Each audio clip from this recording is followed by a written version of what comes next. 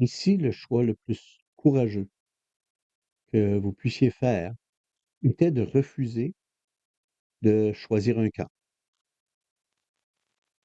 Dans un monde qui cesse de crier, vous êtes un lâche si vous ne choisissez pas un camp, si vous ne prenez pas parti. La neutralité a mauvaise réputation. Mais voici la vérité. La neutralité consiste pas à esquiver les conflits, mais plutôt à s'élever au-dessus de ceux-ci, trouver de la clarté et créer un véritable changement. Aujourd'hui, je me penche sur les raisons pour lesquelles la neutralité, c'est le chemin le plus difficile, mais aussi le plus puissant que vous puissiez emprunter dans la vie. Écoutez jusqu'à la fin car ça pourrait très bien changer la façon dont vous voyez la vie en général et beaucoup le monde ésotérique. OK, si vous êtes nouveau ici, s'il vous plaît, cliquez sur le bouton d'abonnement et rejoignez la conversation. Allons-y. OK, je fais partie de l'Obod ou l'ordre des bardes, ovates et druides. Et nous avons un symbole que je considère très puissant. Donc, imaginez les trois lignes. Une penche vers la gauche, l'autre vers la droite, et le pilier central maintient le tout ensemble. Pour moi, c'est ça la neutralité, dans sa forme la plus pure. La gauche, la droite représentent des forces opposées. Pensées genre politiques ou croyances ou même des arguments personnels. Ça vous tire dans toutes les directions différentes. Mais cette ligne médiane, cette ligne-là, qui est le point d'équilibre, c'est là où vous êtes lorsque vous refusez d'être aspiré d'un côté ou de l'autre. C'est vraiment le point d'équilibre. C'est ce qui vous permet de ne pas être aspiré dans le chaos de choisir un camp.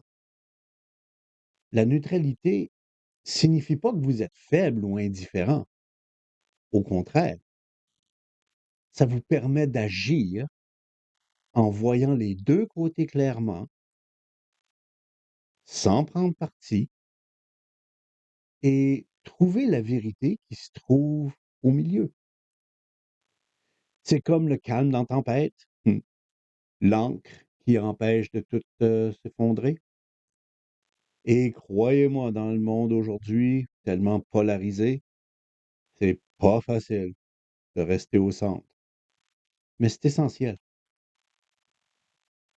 On est bombardé régulièrement, quotidiennement, d'exigences pour choisir rouge, bleu, nous, eux. Hmm.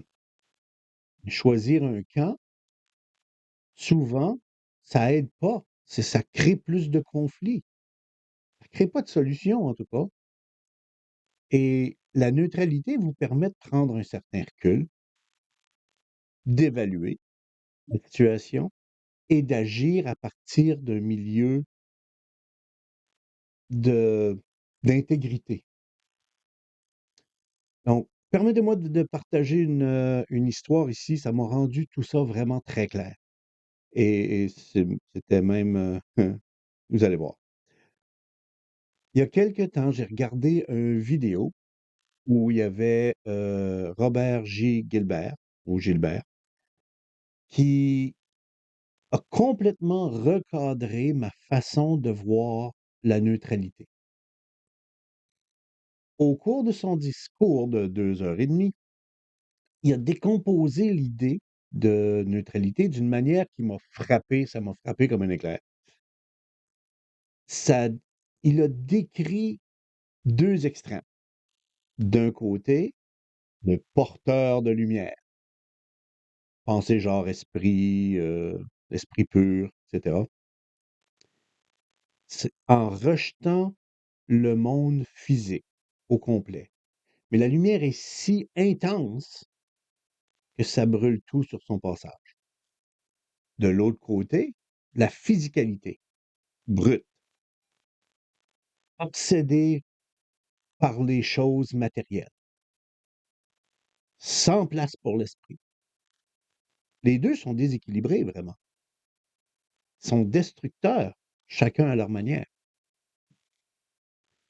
Puis Gilbert a introduit le centre, la colonne de lumière.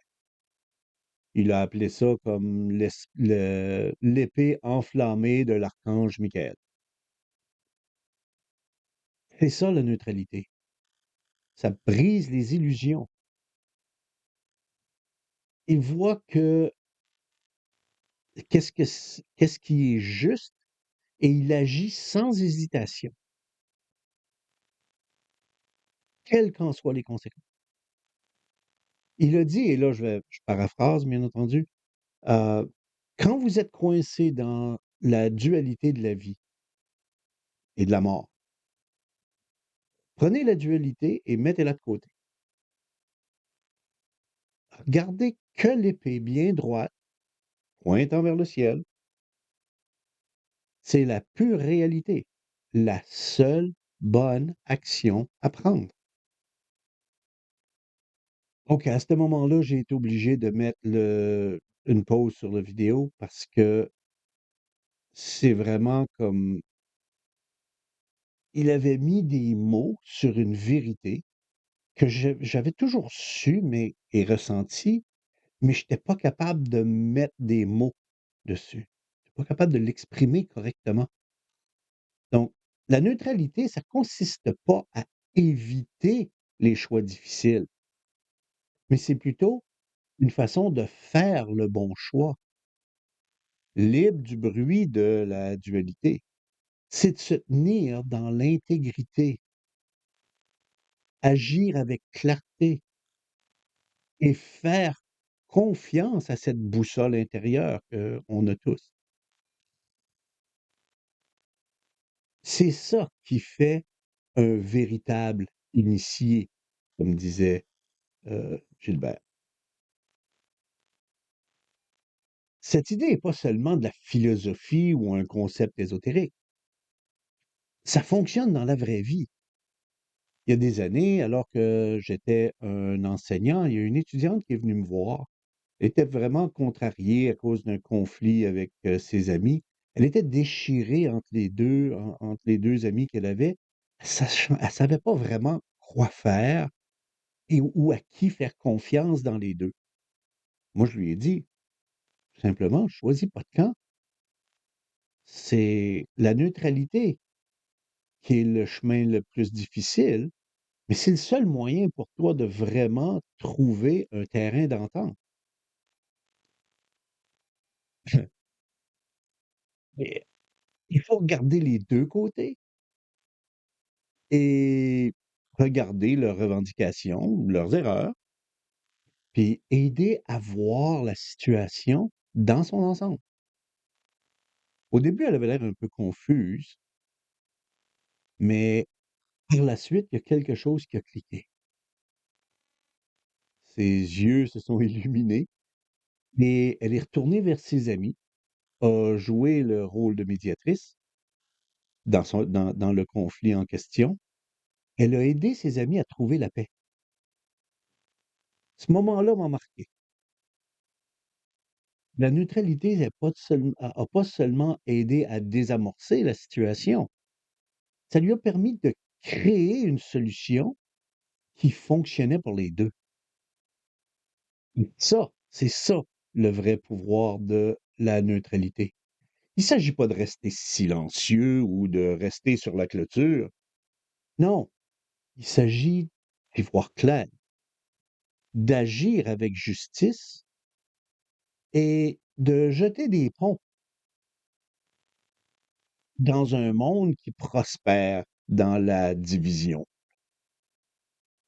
Alors, pourquoi est-ce que la neutralité est aussi importante vraiment?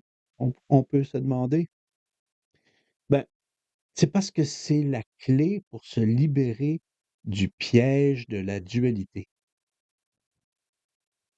C'est le courage de se tenir au centre, de tenir l'épée droite, l'épée de la vérité, et d'agir avec intégrité. C'est ça qui est vraiment l'important, peu importe qu'est-ce qui arrive. La prochaine fois que vous serez poussé à choisir un camp, ou une dispute, ou dans un débat politique, ou même dans un conflit personnel, essayez ce petit truc.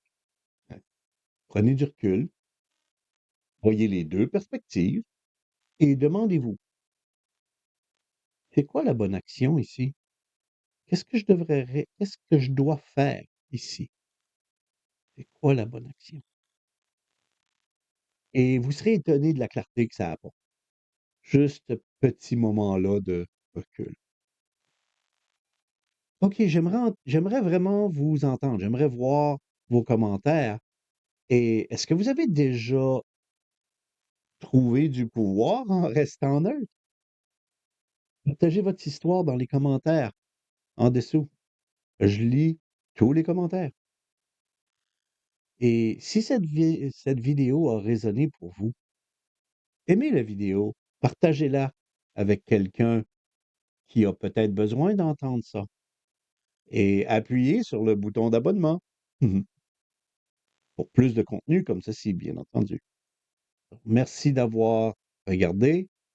Je vous verrai dans le prochain vidéo et bon, restez centré, restez vrai. À la prochaine.